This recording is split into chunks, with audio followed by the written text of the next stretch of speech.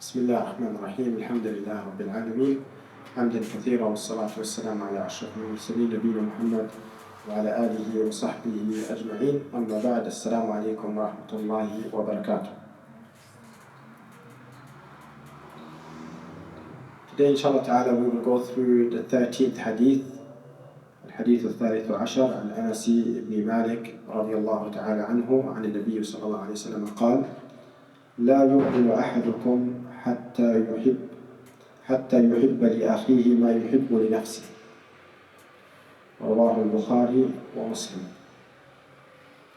On the authority of Anas ibn Malik, may Allah subhanahu wa ta'ala be pleased with him, that the Prophet sallallahu alayhi wa sallam said,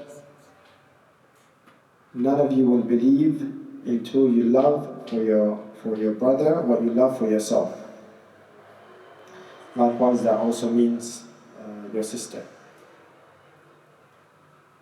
Okay, so Anas ibn Malik narrated that the Prophet ﷺ said, you will not believe until you love for your brother what you love for yourself.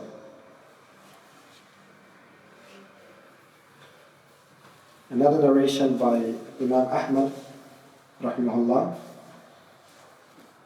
where the narration says, لا يبلغ عبد حقيقة الإيمان حتى يحب للناس ما يحب لنفسه من الخير. The other narration explains that the servant does not reach حقيقة الإيمان, the true Iman, until he loves for people what he loves for himself from khair, meaning from goodness. So based on the second narration, some of the scholars said what that means is the person doesn't have full Iman or true Iman if he doesn't love for others what he loves for himself. It does not mean that he has no Iman or he's not Muslim. The person who is greedy and he loves for himself and he doesn't love for others what he loves for himself, that means he's not Muslim. We don't take from this hadith that we can do takfir on someone who is like that. Rather, it means he's got low Iman, or he does not have true Iman or complete Iman. And this is similar to one of the hadiths that we went through, which is لا يزني الزاني حين يزني وهو مؤمن ولا يسرق السارق حين يسرق وهو مؤمن ولا يشرب الخمر حين يشربها وهو مؤمن, where we connect ma'asi sins with Iman.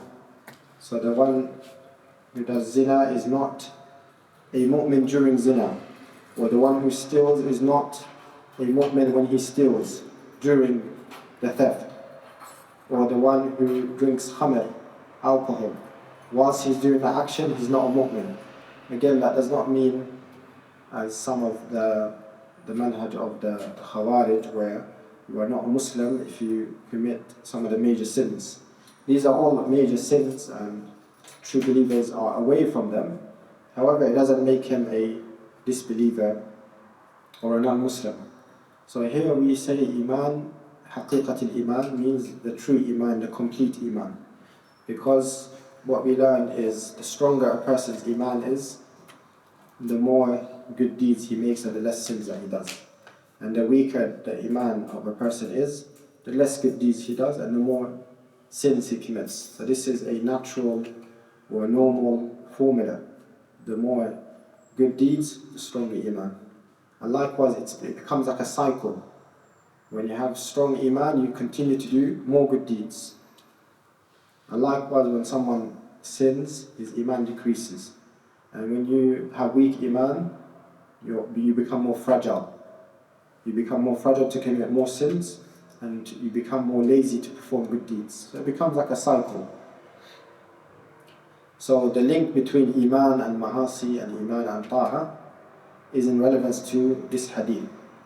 Likewise, when a person has strong Iman, he becomes more kind, more generous. When a person has strong Iman also, he doesn't have hasad or ghira, because that comes from weak Iman. He's not jealous of others, he doesn't look down upon others, he doesn't envy others. So if someone has a nice jacket and he says, I wish he doesn't have that jacket, he hopes that he doesn't have that jacket and I have it instead. or someone is doing well in his business, is making good money. He hopes that that person is poor and is not successful, but he wants to be successful himself. This is from weak iman.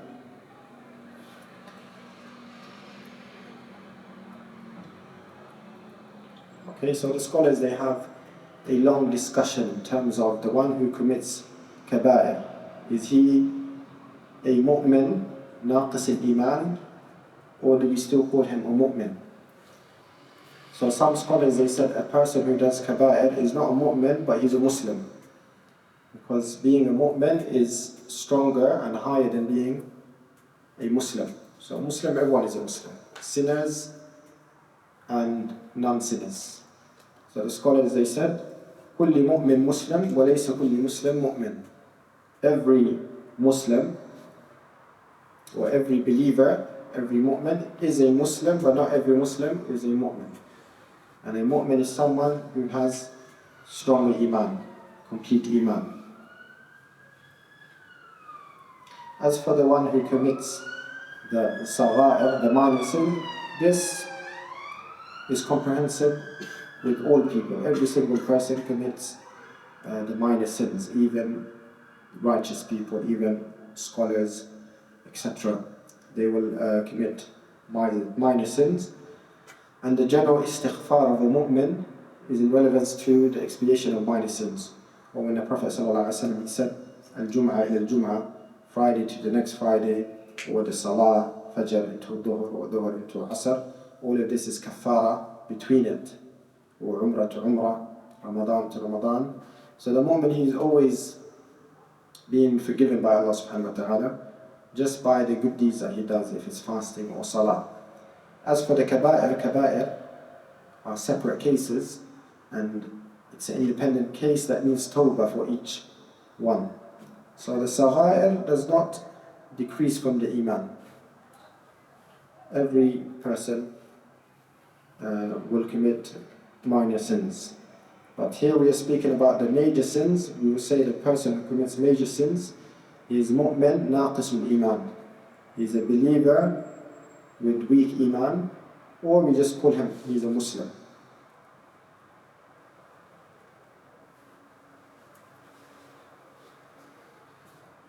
Ibn Abbas radiallahu ta'ala anhu, he said, الزاني ينزع منه نور الإيمان. And Abu Hurairah radiallahu ta'ala anhu, he said, ينزع منه الإيمان فيكون فوقه كالظلة فإذا تاب عاد إليه.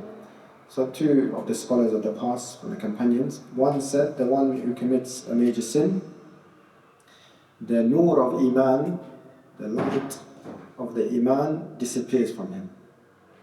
And Abu Hurairah, he said also the same statement, where the light of his iman will disappear as if what's above him is darkness.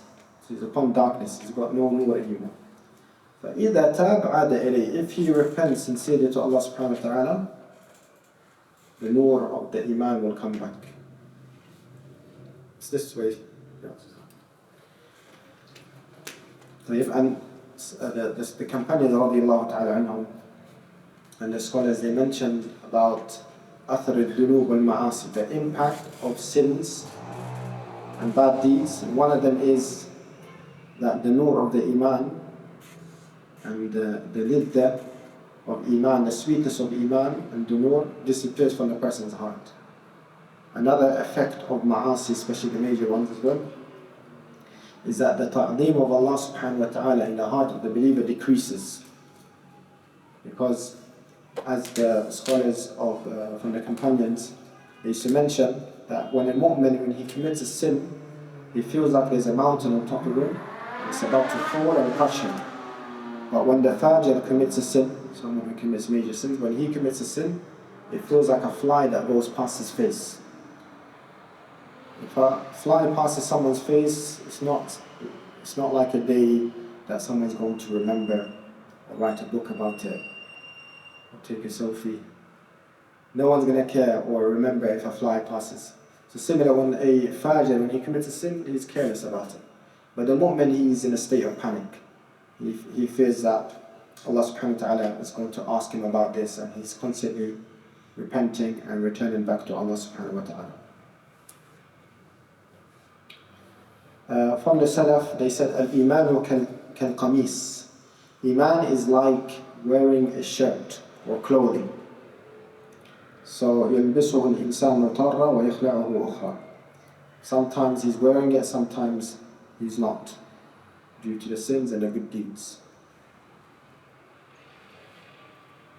So when he has complete Iman, he's wearing the shirt. When he has weak Iman, he took off the shirt, and so on. Okay, and this is what was meant when the Prophet ﷺ, he said to Abu Hurairah radiyallahu ta'ala anhu, أحب للناس ما تحب لنفسك تكون مسلما. Love for the people what you love for yourself, you will become a Muslim, i.e. a true Muslim. And Mu'adh radiyallahu anhu, he asked the Prophet sallallahu alaihi wasallam, what is أفضل الإيمان? What is the best state of Iman? He said, أفضل الإيمان أن تحب لله وتبغض لله وتعمل لسانك في ذكر الله. The best type of Iman is to love for the sake of Allah and to hate for the sake of Allah, and to occupy your tongue with the remembrance of Allah subhanahu wa ta'ala. Who can tell me what does it mean to love for the sake of Allah and to hate for the sake of Allah? Zara? So even if it's something that you love and that you have a desire for, if it's something that if Allah hates, then you leave it, even if it's a desire of yours? Absolutely, no. So when people say Islam is a religion of hatred and it teaches hatred, of course that's not true, but we do hate and love for the sake of Allah. So if something is displeasing to Allah, we hate it. وَكَرَّهَ إِلَيْكُمُ الْكُفْرُ وَالْفُسُوقُ. The Quran's mentioned that the believer, he loves good deeds, and in his heart he hates kufr, for example. If he sees someone worshipping other than Allah, he hates that, because this is dhulm in terms of the haqq of Allah subhanahu wa ta'ala. Or he sees someone drinking alcohol in front of him or doing ma'asi, he will hate that. Doesn't mean we hate individuals, we want evil for them, but we hate these actions, we hate the action. So the Prophet said this is afdal al-Iman, the best of Iman. And then Mu'adh radiallahu anhu, he asked the Prophet to explain what does this mean, to love and hate for Allah. He said, أَن تُحِبَّ لِلنَّاسِ مَا تُحِبُّ لِنَفْسِكَ وَتَكْرَهْ لَهُمْ مَا تَكْرَهُ لِنَفْسِكَ وَأَن تَقُولْ خَيْرًا أَوْ تَصْمُتْ. This means, O Mu'adh, to love for the people what you love for yourself, and to hate for them what you hate for yourself, and to say what is good or remain quiet. And the best thing that we would want for people is what? Be believers. Ahsan. Hidayah. Okay, so this is not just referring to dunyawi matters in terms of, I love this car and I hope everyone will have a car like this. But first and foremost, we love to be believers, we love to be close to Allah subhanahu wa ta'ala, we love the hidayah, we love tasting the sweetness of Iman, and we want the same for others. Sometimes a person can be in a good gathering where people are remembering Allah subhanahu wa ta'ala, reminders, lessons, good companionship. You say, I wish my brother was here, subhanAllah. If only he knows, if only he can experience what I'm experiencing right now.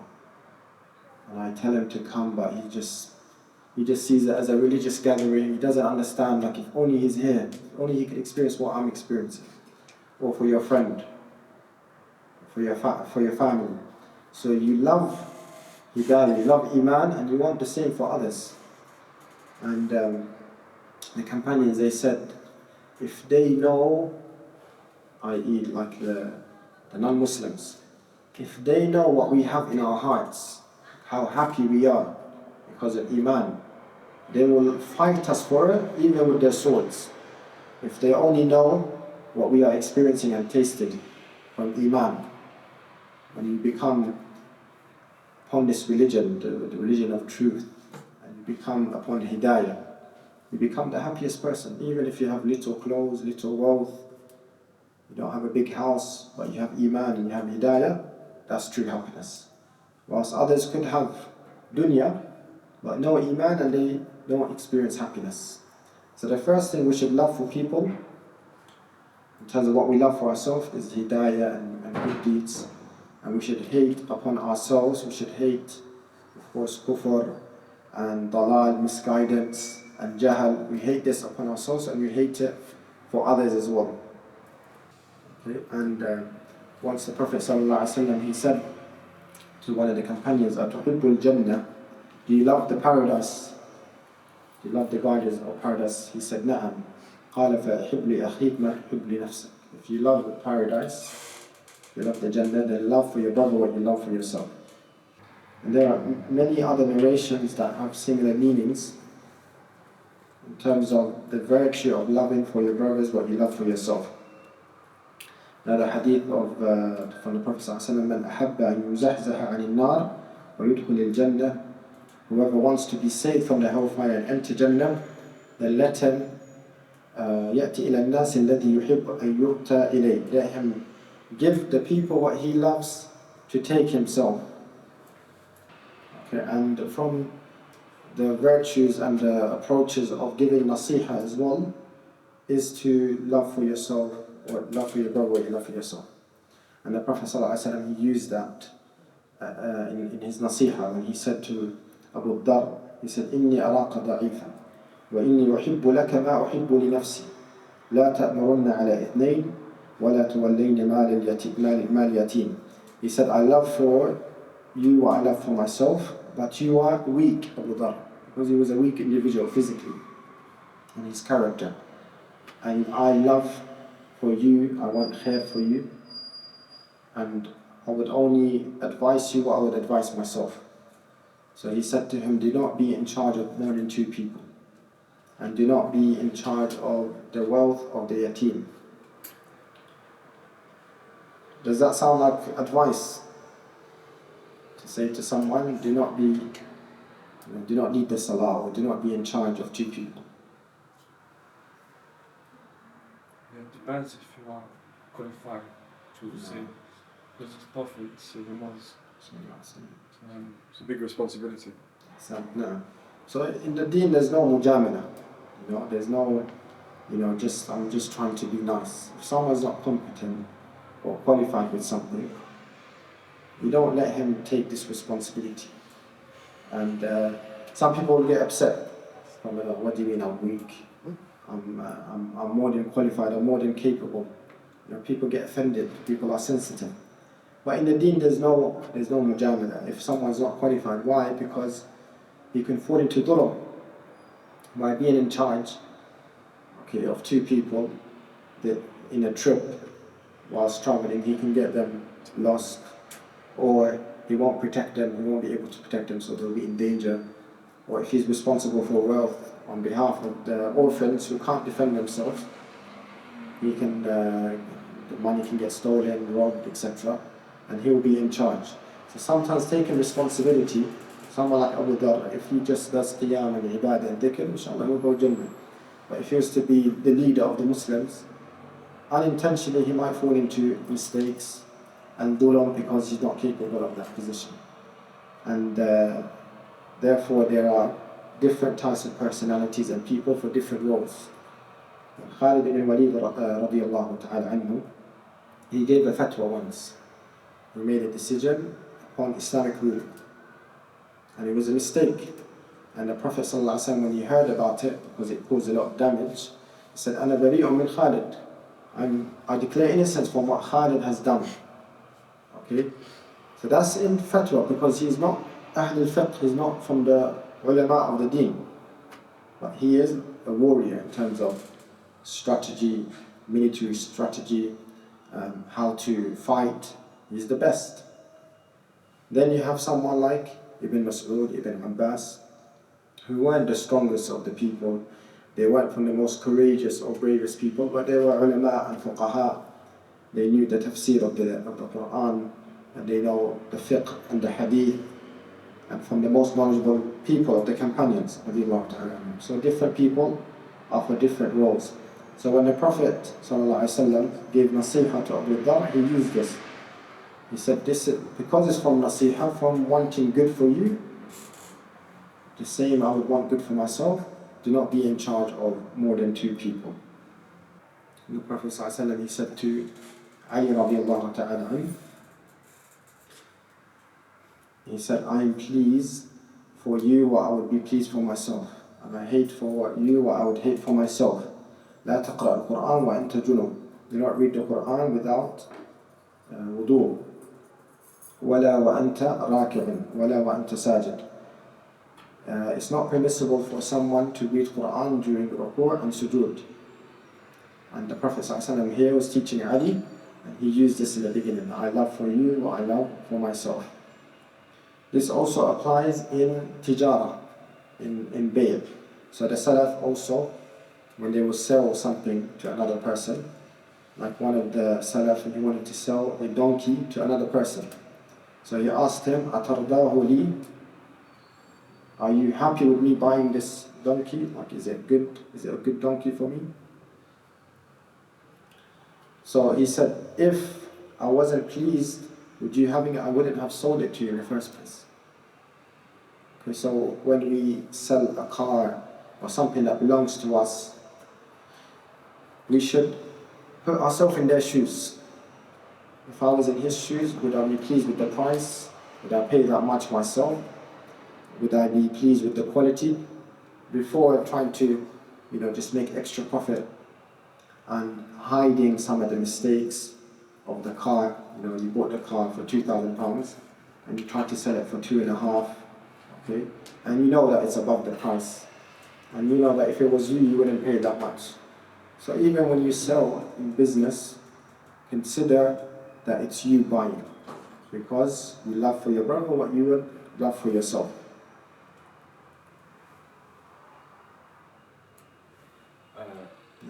So then, when it comes to business, how do you make a profit? Like, how do you make money if you're buying it at a certain price and you're selling it on for a higher price, you wouldn't buy it at that higher price because it's not profitable for you. So then how do you go about doing business?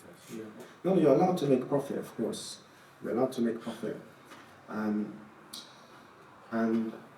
part of good business as well is to find, opportunities to get something cheaper. Okay? You got a good price because you got contacts with the actual, supplier. So even what you're selling is still cheaper, or still a good price. You know that it's a good price for others, and you're also making profit. You're making enough profit that you're happy.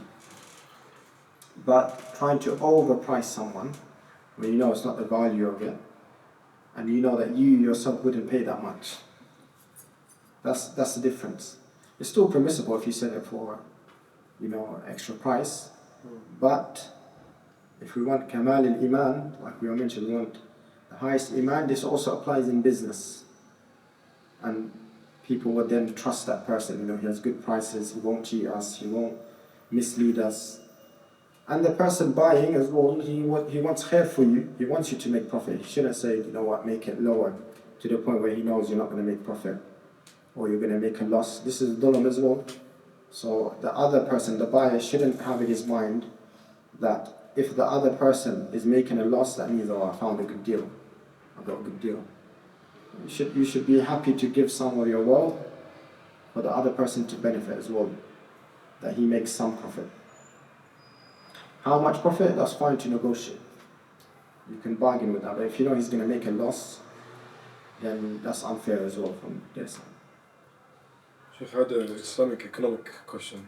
Yes, I don't want to divert too much, but so like Shar'an, you're allowed to overprice as well, but a lot of businesses, brands and companies, even countries do, they hold off on products before selling it off to increase the price. Yeah. Is that allowed Shar'an?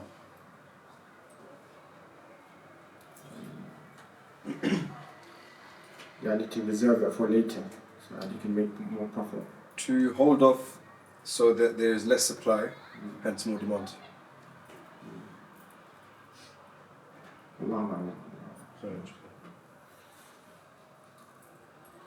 Okay. The famous hadith of Nu'man ibn Bashir, where he, sallallahu alaihi wasallam, the Prophet said, that the believers, in terms of their love for one another, their emotions and mercy towards one another, is like one body. If one part of the body is in pain, the whole body is also in pain. Okay, so this indicates to us that the mu'min, the believers, they're the same.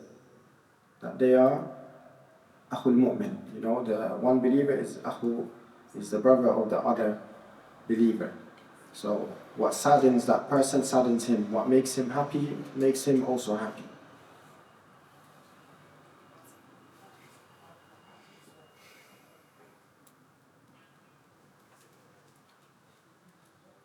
And for this to happen, for someone to do that, he needs a good heart. He needs salamat al-sadr. Some of the salaf will speak about salamat al-sadr, meaning he's got a peaceful chest. And in his heart, it's clean. There's no ghil, there's no hasad. Okay?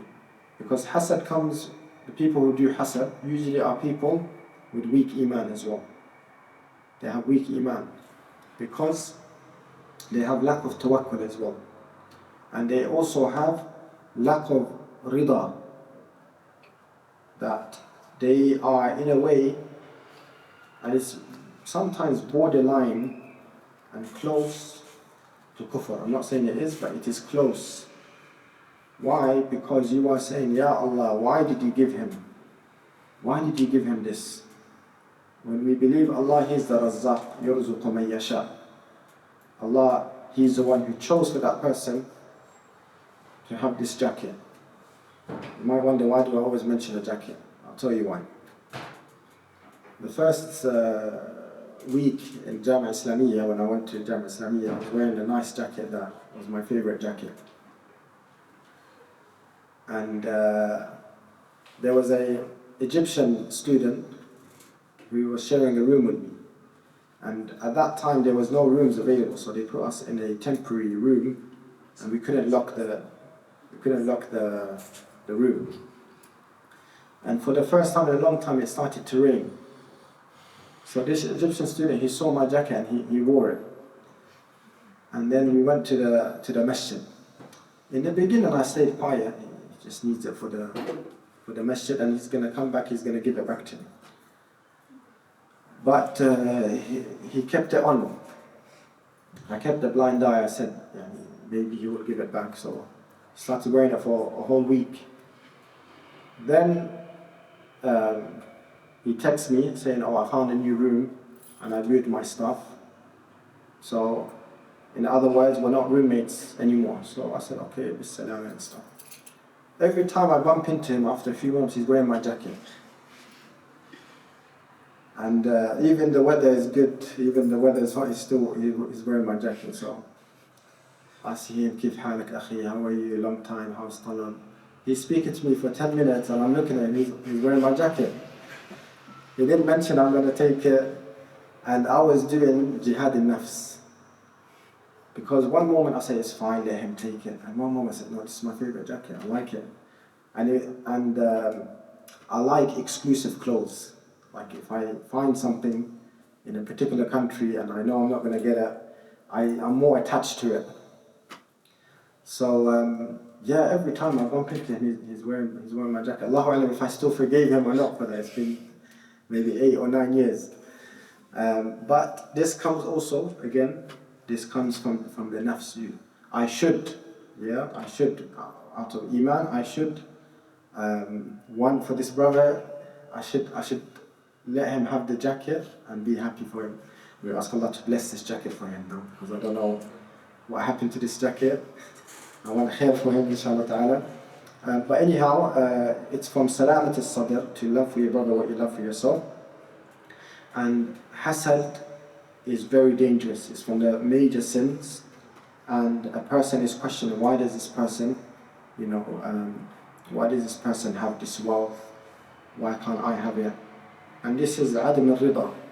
This is a lack of being content with the qadr of Allah subhanahu wa ta'ala. Okay? Allah subhanahu wa ta'ala mentions about the people who have salamat al-sadr, where He subhanahu wa ta'ala says, تِلْكَ الدَّارُ الْآخِرَةِ نجعلها للذين لا يريدون علوا في الأرض ولا فسادا. This is the house of the Akhirah, i.e. paradise. We make it for those who do not want greatness or status in this world, ولا فسادا, and they do not create mischief and corruption. Okay, so the Jannah is for the people لا يريدون علوا. They don't want their name to be mentioned, they don't want power, positions. There's a difference between status and positions coming to the person and him accepting it for the sake of function, and a person who seeks it. You know, he's going to different masajids and he's forcing himself to lead, or he's going to different masajids forcing himself to give khutab, or he puts himself in charge. Always he wants leadership. He wants people to approach him, speak about him with respect or mentioning titles. This is someone, he wants ulu, he wants status, he's seeking greatness and status in this world. But Allah subhanahu wa ta'ala says Jannah is for the person لا يريدون علوا. They hate these things. They try to avoid it, they stay away from it. Okay, the companions radiallahu ta'ala anhum, a person will ask a question and there are so many ulama amongst them, not one of them will answer because they were afraid. أجرأكم على الفتوى أجرأكم على النار. The one who is jari, he is confident and brave to give fatwa, is he brave to enter the hellfire. And anytime there's opportunities, so-called opportunities for leadership and positions, they will run away from it. The most famous example of Umar ibn Abdul Aziz. He used to run away from positions. So the Ibn Jarir rahimahullah, one of the Mufassirun, he mentioned in terms of this hadith, this ayah, is that the person who loves for his brother what he loves for himself, this applies under لا يريدون علوا. Why? Because that person, he wants something better than others to make him different and stand out. But the mu'min, he wants to become equal. And that's why even you will find some rich people who don't dress as if they're rich and don't have cars that are expensive cars because they don't want to be known to become rich. They have wealth and they want to use it for the sake of Allah subhanahu wa ta'ala. And that's why Hajj is the perfect ibadah that brings equality. Black, white, Arab, all types of ethnicities. A person could be a powerful ruler, another person can be extremely rich, the other person is poor. They look exactly the same. They're both wearing the ihram. You can't tell the difference. They're not wearing any fancy clothes. Prostrating to Allah subhanahu wa ta'ala, doing tawaf, doing hajj, doing the talbiyah, they're all the same. And on the day of judgment, we will all be the same as well. So true believers, لا يريدون علوا في الأرض. They don't want to look more powerful or above anyone else. They want to become equal to others. Okay, even some of the Salaf, they would say that their slippers, akramakumullah, that they wouldn't want a fancier slipper than the other person, just so that he doesn't stand out. Now, are we allowed to wear them? Are we allowed to wear clothes that are expensive? Are we allowed to wear expensive watches or expensive clothes? Because if you wear expensive clothes or bags, luxury bags, Louis Vuitton, Gucci, Prada, Cartier, help me out guys. All of these brands, are we allowed to carry these bags? Yes. Yes? Allah subhanahu gave us fatwa, yes. Allowed if it is in halal way. If it is in halal way. Yeah, if you bought it halal, yeah. Is it allowed? And if it is useful. Yeah, you not paid for for staff. it. Is it useful? Yeah. The Gucci bag costs 10,000 and it's the same as the Primark bag for £10. Same size, everything. Well, there's no israf. So, okay. Unless it leads to haram, then that's something different. So if it leads to arrogance or leads to pride and wanting to show off, then maybe that's a separate argument. Sisters, are we allowed fancy bags? I think it would really depend on the person and like whether it be a fitna for them, especially if you're living within your means. Like somebody who's a millionaire and what they can afford is different to you. Like if you're putting everything into savings towards getting this one bag because you want people to look at you, it could be a different situation than somebody who's just spending money that's like normal for them. Sometimes you'll find poor people when they have luxury clothes. They don't have enough food to. They don't have enough money to buy food. Yeah, they wear luxury clothes. Now, so the scholars, they said that if it's للتجمل وليس للفخر, like if it's not for showing off and looking down upon others, but rather it is just because it's beautiful clothes that you like, then that's permissible, wallahu a'lam. And al-ulu fil ard is at-takabbur wa talab al-sharaf, being arrogant and seeking and asking for honor and dignity. Okay, that I must be addressed in that, you must respect me, you must talk to me like this, etc. This is uluwan fil ard. What does al-fasad mean? Al-fasad is al-amalu bil ma'asi, is committing sins. Okay, so here, this hadith does not apply. None of you truly believe into your love for yourself, but you love for others, but you love for yourself. Okay, that if someone, he just wants to be different, so he sees a jumper or a pen, it looks different, and I don't want everyone to have it, this pen. But that's because he likes that pen, because it's beautiful to him, not because he doesn't want others to own pens, but he wants a unique style of the pen. This does not apply, Allah. It is for tajammul, and the person, prefers a certain design. But even if others have it, he doesn't mind. But he likes to be slightly, exclusive. Today they will say this person's got style because he's unique. He's got his own way of dressing and choosing clothes. So some people are like that. What do you call them today? There's even a profession, a fashion, personal fashion assistant or something like that. Okay, where you know what clothes to buy. Some people are good at color coordination, etc. This here is different. Okay, one of the companions was with the Prophet ﷺ, and he was wearing beautiful clothes. Okay, and he said, I don't like for others to be better than me in the clothes that I wear.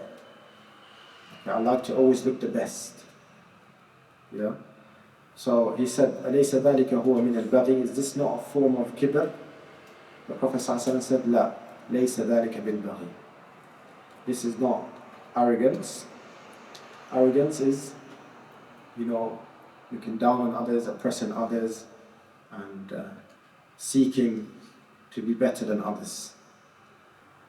So if a person wears nice clothes, so long as he doesn't say, oh, these people who don't wear the same clothes as me, they're masakin, they're not on my level, they're not my status, they are low people, this is kibr, you are seeing yourself better than others. Or even saying stuff like, oh, I will never wear clothes like that, you know who I am. That should perhaps be avoided, okay, because there's no shame in wearing such clothes, but you prefer to wear a certain type of clothing. That's fine if you like the way it looks and you don't look down upon others.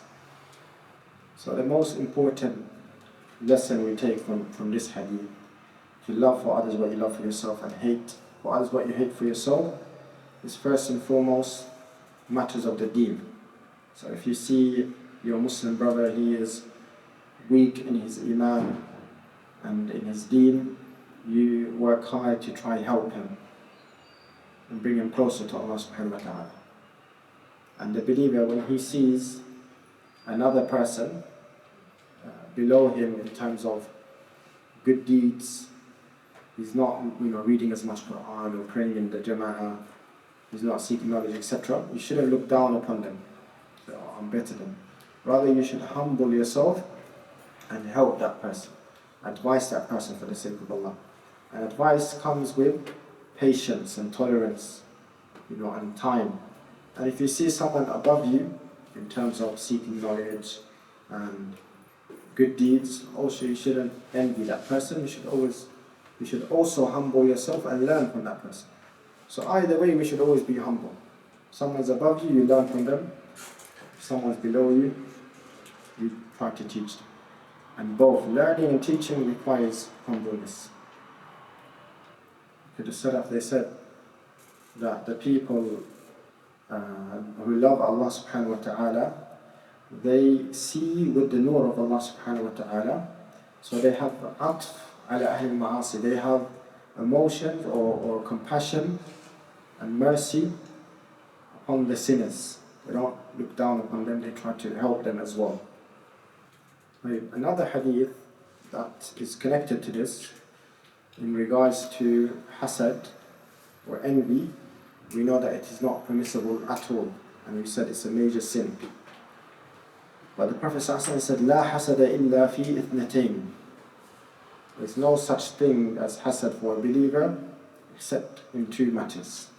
رجل أتاه الله مالا فهو ينفقه آناء الليل وآناء النهار. Except a person who Allah subhanahu wa ta'ala gave him so much wealth, and he spends it during the night and spends it during the day. وَرَجُلٌ أَتَاهُ اللَّهُ الْقُرْآنَ وَهُوَ يَقْرَأُهُ آنَاءَ اللَّيْلِ وَآنَاءَ النَّهَارِ. And another person who Allah gave him the Qur'an, and he recites it all the time, during the day, during the night. So, apart from these two people, we can't envy. Well, what does envy mean here? Anyone heard of good jealousy? I'm jealous of you in a good way. I'm happy for you, but I wish I also have the same for good reasons. I'm happy that you memorize the Quran, and I wish I could, you just encourage and motivate me to want to memorize the Quran as well. I'm happy that you have wealth, and I'm happy that you are helping so many people, and I wish I can have wealth so I can do the same thing and I can get the same reward. Not so people can say you're rich, so I can be, so I can become close to Allah subhanahu wa ta'ala through doing infaq fi sabilillah subhanahu wa ta'ala.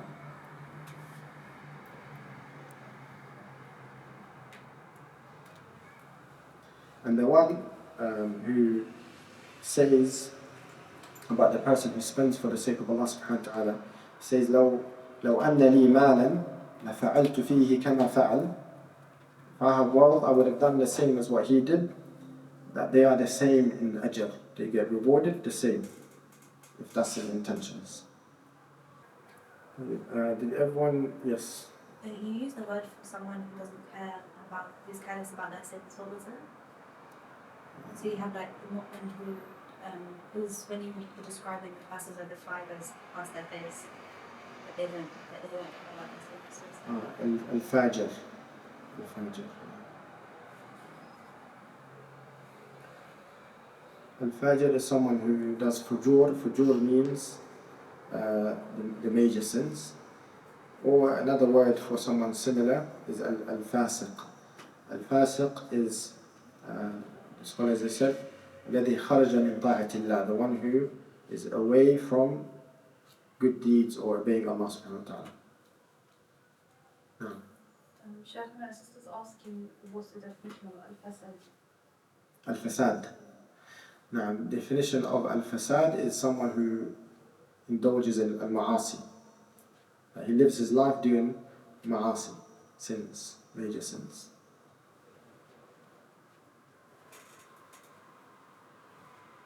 There's a difference between hasad and hiqd. Now, the difference between hasad and hiqd. Hiqd is you want evil for someone. And hasad is that you don't want a blessing, or you want a blessing to be removed from someone. Okay. Hiqd is someone he does something evil to someone. He hits someone for no reason, out of hiqd, because he just doesn't like him. or he plots against someone. This is from hiqd. But hasad is in particular to a blessing that someone has, and you hope that this blessing is destroyed from that person. That blessing is removed. May Allah protect us from that. By the way, I forgive that brother. No one can keep rejecting. Right, جزاكم الله خير. سبحانك اللهم وبحمدك أشهد أن لا إله إلا أنت أستغفرك.